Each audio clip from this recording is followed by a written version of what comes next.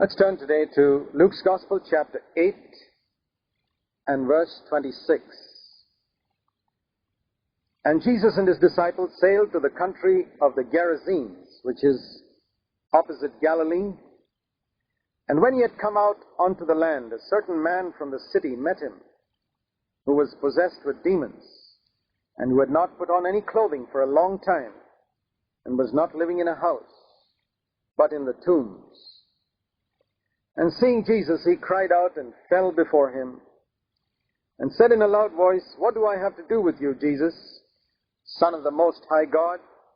I beg you, do not torment me." For Jesus had been commanding the unclean spirit to come out of the man, for it had seized him many times, and he was bound with chains and shackles and kept under guard, and yet he would burst his fetters and be driven by the demon into the deserts. There is a picture of the havoc that the devil works in lives. In cases like that, it is visible externally. In most other cases of human beings, it's not visible externally, but the damage he does to people's souls is exactly the same. When the devil gets a hold of a person's life, the thief comes, Jesus said, only to steal and to kill and to destroy. For no other purpose. He comes to steal and to kill and to destroy. And Jesus came to deliver people from the oppression of Satan. Acts 10:38 says he went about doing good and delivering all who were oppressed by the devil. And here was an incident like that where Jesus delivered a person who was oppressed by the devil. He was a man possessed with demons who had no clothing, wouldn't live in a house, he was living in the tombs, gone off his mind, and the unclean spirit had seized him many times, and even though he was bound with chains and shackles, the devil gives people supernatural power when he possesses them to break free and destroy them. And Jesus asked him, "What is your name?" And he said, "Legion," for many demons had entered him. Verse 31, the demons were entreating Jesus not to command them to depart into the abyss. And there was a herd of many swine feeding there on the mountain, verse 32. And the demons entreated him to permit them to enter the swine, and he gave them permission. And the demons came out from the man and entered the swine, and the herd rushed down the steep bank into the lake and were drowned.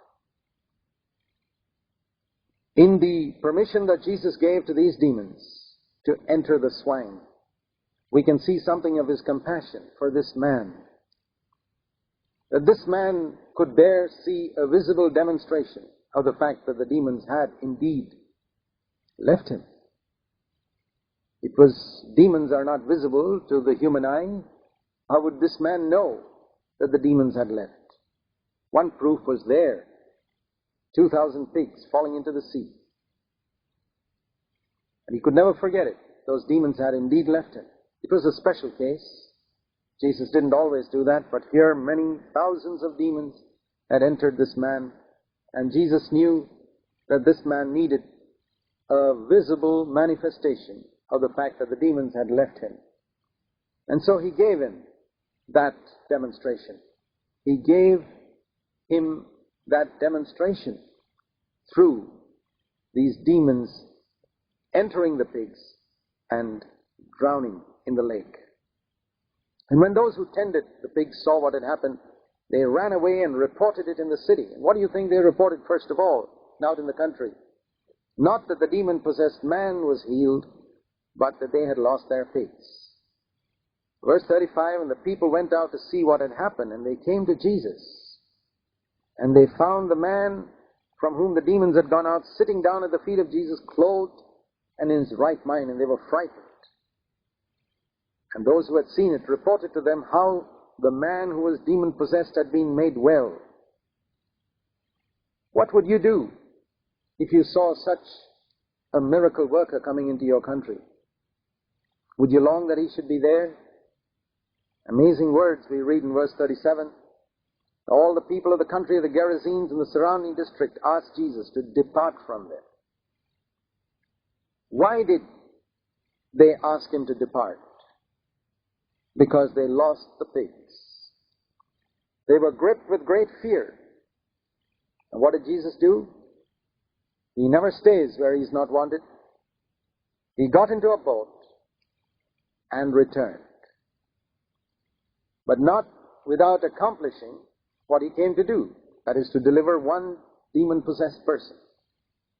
In another incident, we read that he walked 50 miles to Tyre and Sidon to heal the demon-possessed daughter of one Canaanite woman. We read that in Matthew 15.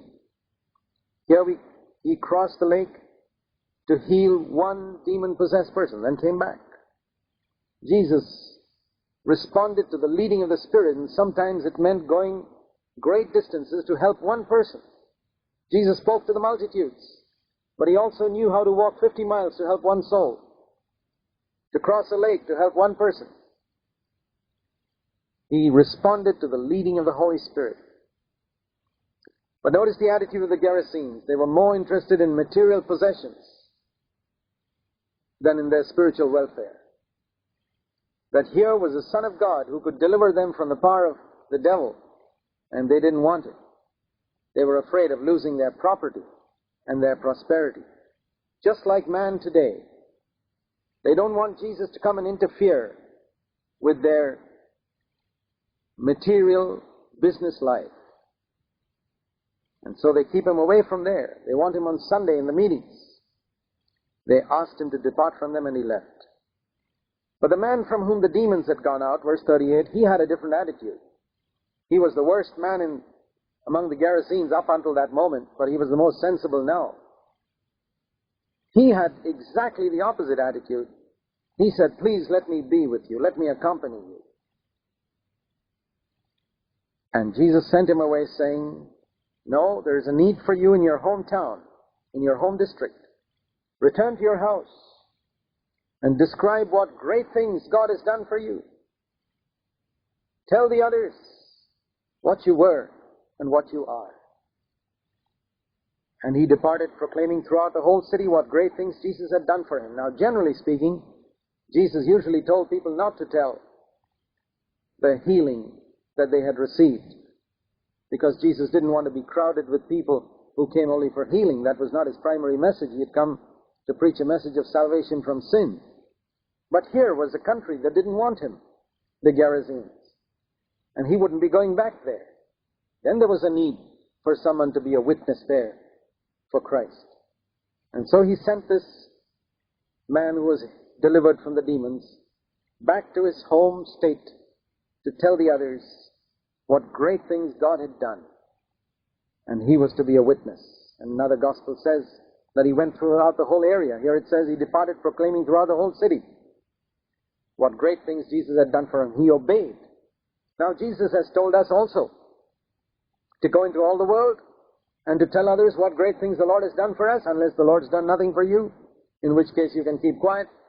But if the Lord's done something for us, can we follow the example of this man who was delivered from demons, to go around the whole city proclaiming what great things Jesus has done for us? A testimony. Not a sermon or Bible teaching, but a testimony. What the Lord has done for me. That's what he's expecting from you and me, dear friends. And as Jesus returned, verse 40, the multitude welcomed him, for they had all been waiting for him. A contrasting attitude on one side of the lake and on the other. On one side they asked him to go, on the other side they were eager for him to come back. But not all were eager for him for spiritual reasons. Most people were eager for him to come back because they wanted deliverance from sickness. And behold, there came a man named Jairus, and he was an official of the synagogue, and he fell at Jesus' feet, verse 41, and began to entreat him to come to his house. For he had an only daughter, about 12 years old. She was dying. And as Jesus went, the multitudes were pressing against him. And a woman who had a hemorrhage for 12 years and could not be healed by anyone came up behind him and touched the fringe of his cloak, and immediately her hemorrhage stopped. What was it that made her well? Not Jesus' cloak. Verse 48, it says, "Your faith has made you well." There were a lot of people who touched Jesus' cloak that day, who were probably sick, who never got healed. The multitude thronged around him, but faith touched. And Jesus said, who's the one who touched me? And all were denying it. And Peter said, the multitudes are crowding and pressing upon you. What do you mean, who touched you? But Jesus says, someone touched me. The only touch he recognizes is the touch of faith. So many people crowd around him and he doesn't recognize that. But wherever there's a touch of faith, one person, he recognizes it. He says, for I was aware that power had gone out from me. Do you know to whom power goes out from Jesus even today? So many people come around Jesus in the meetings, but it is the one who touches by faith who receives power even today. And the Lord is looking for those who will reach out and touch by faith even today. For power flows out from Jesus even to such people. And then when it says here, when the woman saw that she had not escaped notice, she came trembling and fell down before him and declared in the presence of all the people the reason why she had touched it and how she had been immediately healed. There again, a public testimony. Has the Lord done something for you? Don't hide. Publicly proclaim how you touched Jesus, why you touched him, and how healing came immediately. And he said to her, daughter, your faith has made you well. Go in peace. The importance of testimony is that thereby other people can also turn to Christ and find that same salvation if they touch him by faith. And that's why the Lord calls us to be his witnesses, like this demon-possessed person, like this woman healed of the disease. May God help us to be faithful in our own locality, to be witnesses for him.